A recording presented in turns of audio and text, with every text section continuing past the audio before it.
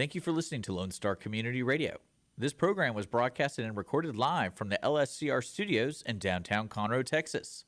Lone Star Community Radio is supported by listeners like you. Donate and sponsor today. For more information on getting involved with Lone Star Community Radio, contact us at lscrstudios@gmail.com or visit us online at www.irlonestar.com. It's 9:36 here on Mornings with Lone Star, broadcasting live on irlonestar.com, Conroe's FM 104.5, 106.1. Also, we are going to be on YouTube right now and also Facebook Live because I have a special guest today. Did you know the Montgomery County Hospital District has paramedics? I didn't even know that. I had no idea they have paramedics. But they also have a paramedic podcast, and I have one of the hosts, Dr. Casey Patrick, in here with me. And as we talk about being a paramedic and also the podcast, I put links to everything the Montgomery County Hospital District kind of does in the area for us because they serve Montgomery County, and we're going to learn all about that. So I want to welcome Dr. Casey Patrick. Thank you for having me, Dick. Really appreciate it. Yeah, nice to be here. Yeah, it's always cool to have a doctor in. Yeah, well, let's hope we don't have to really get down and dirty with that. We can stick to conversation, and I'll go. It's one thing I tell folks in the emergency department all the time is that no one really wants to see me because really, if you see me, you're probably having a pretty bad day. Really? I mean, heart attacks and strokes and car wrecks generally aren't people's best day. That's my true. Okay, now I get it. Now I get it. Yeah, because like what I was gonna say, what I love about the doctor prefix is the scope of knowledge because no one really knows. But like you're a doctor, you have to know. You know everything. Well, I hope that they're better off for having seen me, but deep down, when you have those big bad emergencies, and not terribly different from when the ambulance arrives at your house, with MCHD, it's generally not a great day. But what we hope we provide for our folks, and my job is really split into two parts. I still work in the emergency department, and I work to educate the paramedics here in the county and provide oversight and really clinical quality feedback to make sure that they're out there practicing medicine for y'all, the community, to the best of their ability. So let's take a step back. Can you give me a general point of what the Montgomery County Hospital District is? Oh, that's a hard one. I can tell you what my role is and the folks that I work with because there's some history there and it can get a little bit long. Well, then how about let me try what what I know. What it is like you provide several services for the county, and from what I understand, you fill the gaps for certain services. Like number one being paramedics and ambulances. So ranging from emergency calls to scheduled calls, transportation, things like that. Like because I know some places like you'll be transported somewhere, it's a scheduled one, so it's not like an emergency. Do y'all do that? We don't technically schedule calls. We provide 911. Transports. So if you dial 911 in Montgomery County with a medical emergency, we're the folks that show up along with our 13 fire department partners. We are strictly EMS. The local fire departments operate under Dr. Dickson and I's medical direction, but they're separate entities. So in some locations, fire and EMS are combined. Here in Montgomery County, they're separate beyond the medical direction. There's also a separate half of MCHD that's not necessarily my purview. We work together for the betterment of the county, and that's the public health side. We also have HCAPS, which is indigent care as well. And that requires many other departments to make all those things work. Radio, communications. When you call 911, the folks that answer the phone, our dispatchers, they're a vital part of providing EMS care because we need to know where we're going, what the complaint is, how quickly we need to get there. So the paramedics really can't do their job unless they have some baseline information from the callers, and that those telecommunicators make a huge difference in outcome, especially in things like cardiac arrest, stroke, heart attacks, where we have time-sensitive emergencies. So there's lots of moving pieces. I left out fleet. Those are the folks that keep the ambulances running.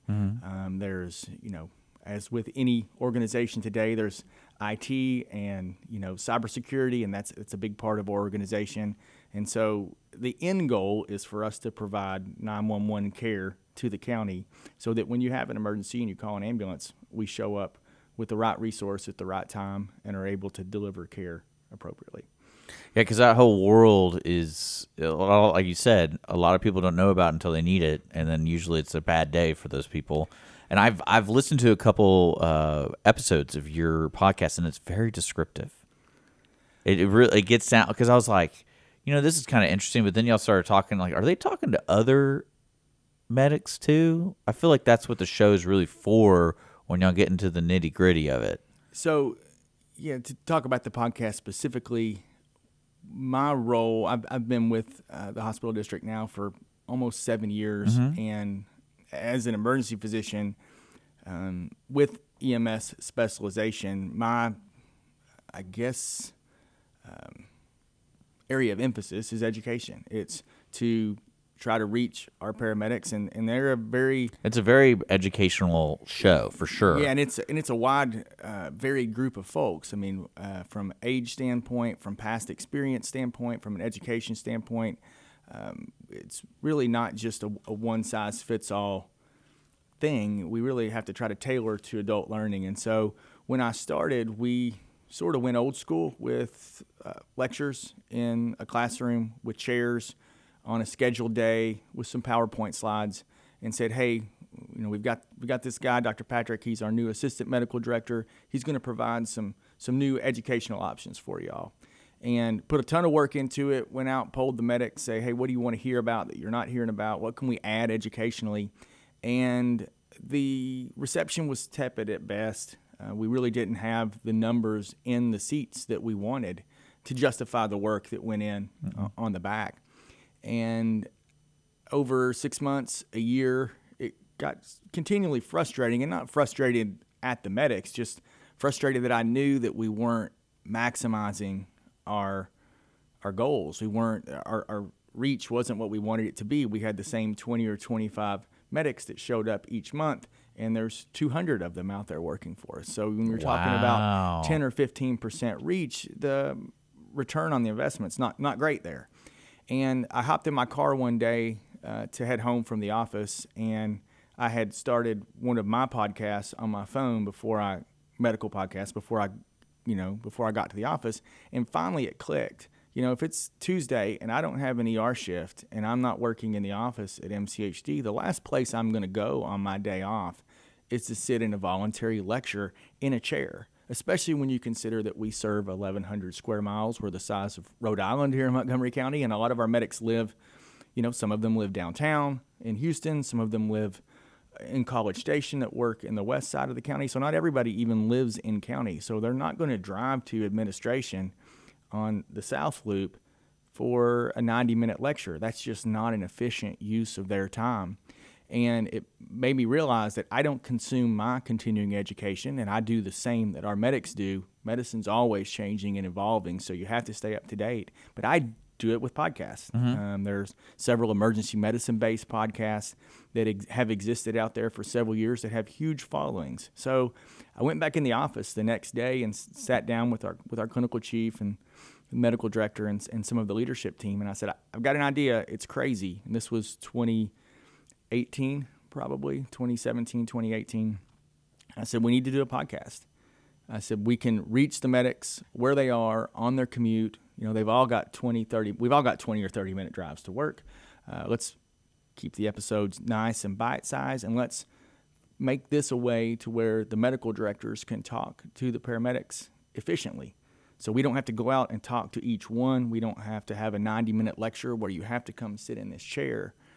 Let's try to reach our medics. And our goals were really, really, we set the bar low. We luckily had one of our clinical specialists that reviews charts in the office. His name's Andy Adams. I have to give Andy Adams all the credit because he knew a lot of audio and podcasting editing, because he had some personal endeavors that gave him, because I had no idea about what any of this stuff does. And he said, yeah, I can make you a shopping list. Here's what we need to get. Here's what we need to budget for. Because if we're going to go ask for these things, we have to justify them. And so he had a shopping list that wasn't nearly as expensive as I expected.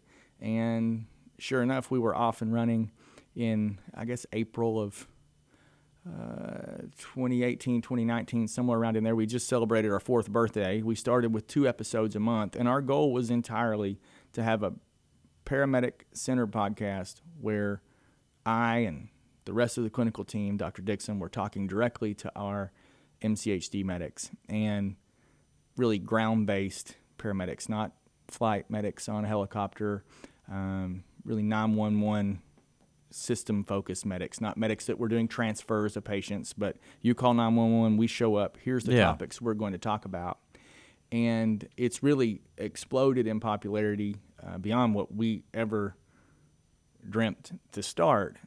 But the bottom line initial goal has still been met as well. So it's really a pretty cool thing because we get a lot of feedback and a lot of interaction, both regionally around the country, even internationally, from medics, EMS medical directors, EMS leaders, folks saying, hey, we heard you talk about this protocol. Can you share it?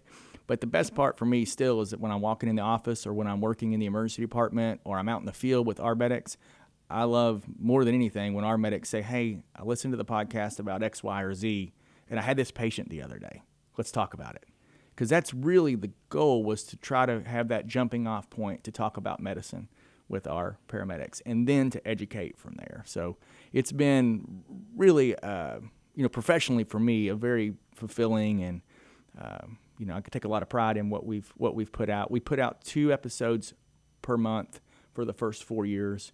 That was a pretty decent load of just tasks and work, and we got up over 100. We're up over 150 episodes now, and we decided, sort of as a method to maintain our consistency and longevity, to back to 1 a month. So if you're a listener or watcher out there on YouTube, you'll notice that we're paring it back just a tad so that we can keep the momentum forward and not run out of information.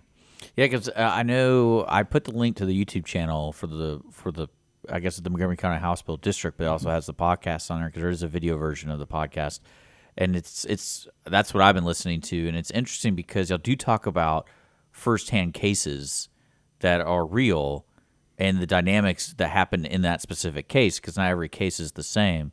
And that's where I saw, it's like, oh, this is for paramedics, because this is educational. This is something that you're not going to be able to learn from a slide or a book. It's like, no, hey, this is what happened this month. This is something interesting that occurred while we were administering, medical needs. Yeah, there's a couple issues I want to highlight in that piece, and we did transition, or I wouldn't say transition, we added a visual piece to the podcast because it's been primarily audio for most of the first 4 years, and our PIO, Misty Willingham, had an idea that I wasn't super on board with first, and I wouldn't say super on board with, I just didn't think anybody would watch, but there's a huge audience for folks to watch the podcast on YouTube. I'm one of those people who have that habit, because thank you, Misty, if she's listening. Thank you. It's been definitely a way that we've grown our audience, because we have a lot of subscribers, and the MCHD YouTube page is more than just the podcast. That's what I was trying to say. Yeah. Y'all have a little section for the podcast, but y'all have other stuff on there. There's other promotional things, recruitment videos, other cool Save Reunion stuff on there. And we do talk about cases. We are very, very careful and very cognizant of privacy issues, and we make lots of efforts to blind these cases. So when you hear them, they're going to sound like an exact case. They're probably not exactly like they're described, because we do that on purpose so that you can't identify. When I was listening, it was generic enough but it was also more the situation education, because like I remember the most recent episode you were talking about infants, and it was just general like education about infants, but also in these situations where a car seat or something like that, it's like, okay, well, that's very specific, and I bet that happens all the time, and we try to combine it. I mean, there's always going to be a place for a nuts and bolts anatomy, physiology, pharmacology. Here's this drug, here's the dose, here's how it works. A very classroom-based lecture type discussion, and we have those. We also have more interview type episodes where we'll have medics, experts, regional, national folks come on and talk about their projects or their points of interest. Those are part of our episode group, but we've really found from a feedback standpoint, both from our medics and listeners elsewhere, they really like it when we talk about cases. And I think in medicine, that's pretty common. Case-based learning is sort of a big piece to medical education, the foundation of that. And one of the really places that we've mined a lot of good stuff from over the last 18 months, 2 years is, and I don't know, I remember the conversation, I'm not sure, I'd say it was probably some combination of Dr. Dickson and I realized, like, hey, we both work in the county here in the emergency departments here in Montgomery County. We take patients from our MCHD medics in the other part of our world and the other part of our job. That's a really, really ripe area to explore because our paramedics that we're training are bringing us sick patients into the ED.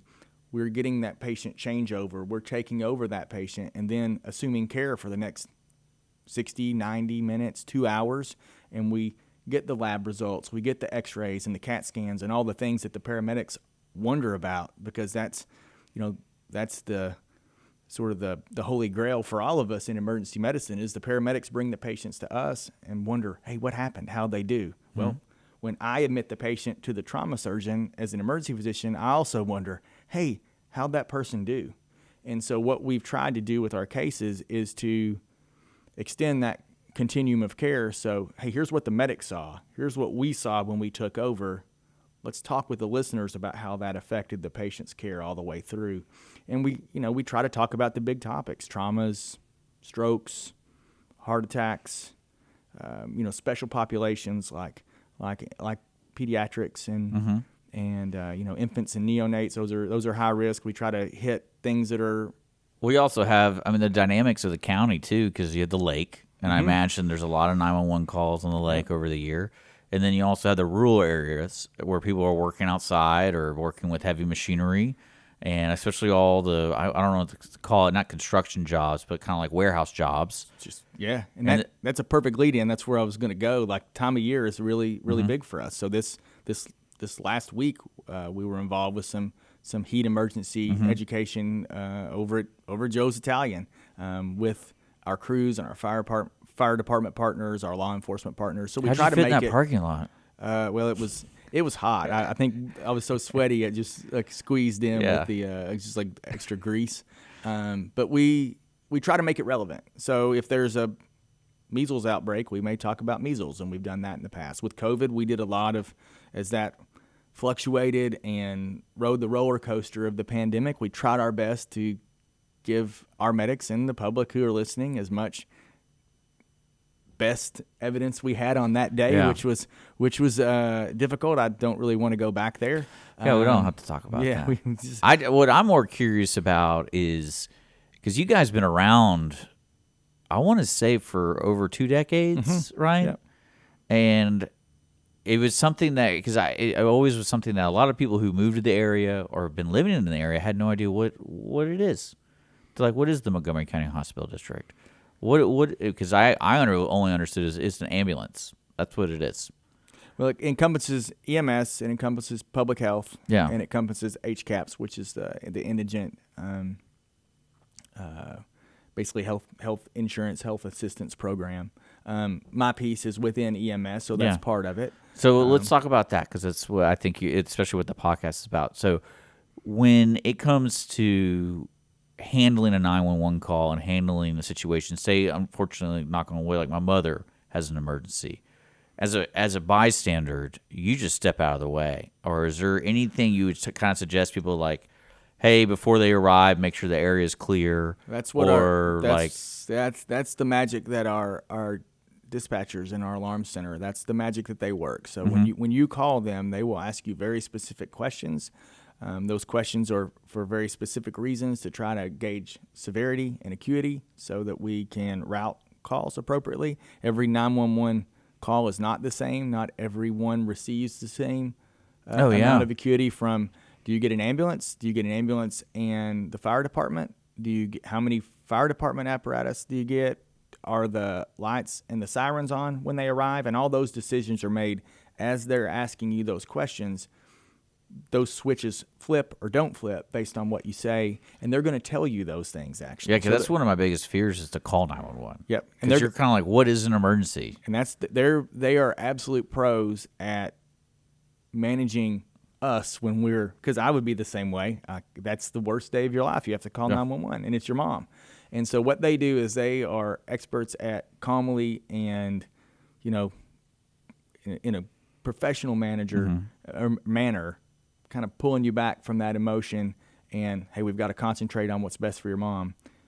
Is she awake, alert? Is she breathing? And they go right down the list of questions, and eventually they're going to get to our ambulance is on the way. Please have your identification, your belongings ready. Have the doorway clear. Have the pets locked up. They're going to get in those sort of things, but just globally, we want to have space for the stretcher to be able to get as close as possible to the patient. We can't fight with barking dogs. Well, when you said Joe's, I was like, man, how the heck do you like that parking lot has like a one-way in? We just did the side on the, I guess what would be the south side of the parking lot. Yeah. We did a little heat exposure experiment that really showed the danger of heat. But once we arrive on scene, back to your mom, they'll have given you some of those instructions. But then our medics are definitely going to want to talk to family and bystanders, especially depending on whether or not the patient can speak for themselves. So that's even more important if we have an unconscious patient or a seizing patient or a patient that's in cardiac arrest. They're going to want to say, hey, do they have medical history? What happened over the last half an hour? I remember a long time ago with the radio station, we just started videoing, and there was an incident for one of the guests. And I remember going like, did I record that? Because that seems like something they would want. Because it was psychological or mental, like I don't know what it was, but you saw a trigger, and then just the guy passed out. And it was really frightening for me because I was like, what happened? Like, what's going on? But I know it helped long term with the care of that patient. And that, like you said, like as an EMS, you got 90 minutes with this person to figure as much as you can, and then you pass them on or her on. Yeah, I mean, and that's me in the emergency department. 60, 90 minutes, 2 hours. Our paramedics may have 30 minutes, 20 minutes, depending on the transport time to the hospital. Nuts. And our goal is really twofold. We want to collect as much information as possible so that we have a great story, but we also have to extricate and get to the hospital. We don't want to be on scene for extended periods because we're limited in the fact that we can't do lab work. So I bet you guys hate the medians put on 105. 105 traffic has been a pain for sure over the past several weeks, months. That's not been anyone's favorite. So, well, I can just imagine you guys trying to U-turn or trying to turn around in any situation on 105, and you're like, all right, guys. That's construction on 45. That's 28. Or 1488, 4 or 5, 6 years ago. Like it just moves around the county as we grow. Yeah. And with all our growth over the past 10 years, it's not much of it has been spared from that. Now, this is gonna be a random question. I was listening to a thing about the HOA where I live, and they were trying to argue about speed bumps. And one of the arguments says that there's statistics for it causes EMS units to respond slower if there's more speed bumps in a neighborhood or in an area. And I was like, that's such a harsh thing to kind of point out, that even if that's true, because it's like, do you want your kids to die? Don't put in speed bumps? Like, what? I have no direct knowledge of that. I will say that, we really... That's what they're trying to argue. Yeah, on a global scale, we try to be very data-driven and selective about when we use lights and sirens and when we drive, quote-unquote, hot, when we drive at higher speeds, because every call doesn't warrant that, and there's very good evidence to support using those tools only in very specific situations. 100%. So if I've had abdominal pain for a week, I probably don't need to blaze into your neighborhood and put everyone at risk and the medics at risk with lights and sirens and my foot to the floor on the gas pedal. We do need to use those tools when we have time-sensitive situations. So severe trauma, like a wreck or strokes, something, heart attacks, things where those seconds matter.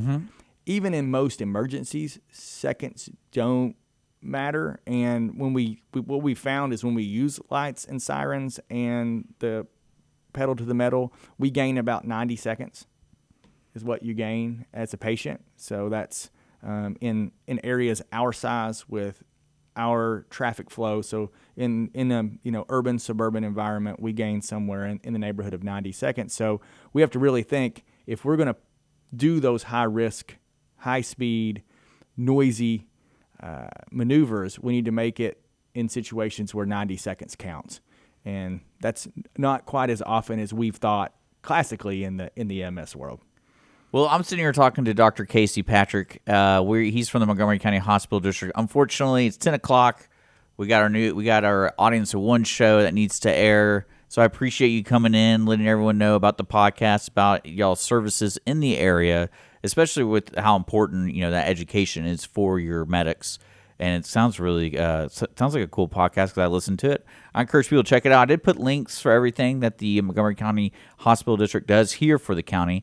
And so if you're interested in learning more, especially if you're looking for a job, I put a link at the very bottom called paramedicjobs.org. So I think that's kind of an important thing, because you guys are always looking for healthy and hardworking people, right? Absolutely. And I would be remiss if I didn't thank the administration, the board, my clinical team at MCHD for all the support they've given me. The podcast wouldn't be possible without a lot of behind-the-scenes help and support. And so thank you to all those folks. So we're going to jump right into Audience of One to continue the programming today for Lone Star Community Radio. And sorry for it being a little late, but you know what? We had some fun here with Dr. Casey Patrick, and we'll see you guys later with more Mornings of Lone Star. But coming up next is Audience of One, so stay tuned.